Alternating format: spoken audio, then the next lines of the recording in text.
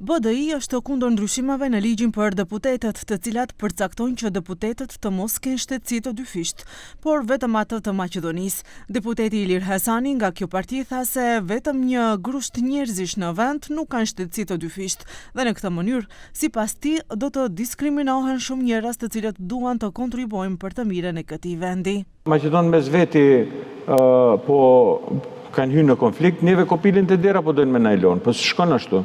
Po folim realisht.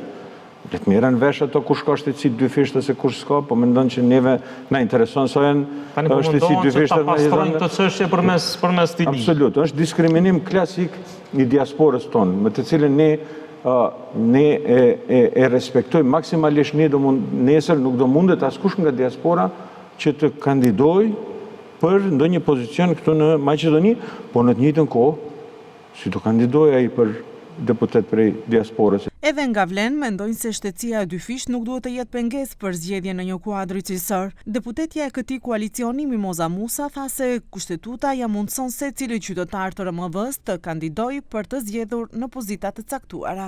E drejta për të zgjedhur dhe për të zgjedhur është shumë e drejtë demokratike dhe unë mendoj që në këtë sa i përket kësaj teme do duhet të jetë në shtetësia e dyfisht nuk duhet të jetë pengesë për zgjedhjen e një kuadri shumë kualitativ, qoftë për deputet, qoftë për ministra e të tjerë, por gjithsesi domethënë ne jemi të parimit që duhet respektohet kushtetuta dhe kushtetuta ja mundson çdo cili që është qytetar i Republikës së Maqedonisë së Veriut të mund të kandidojë apo të emërohet në pozita.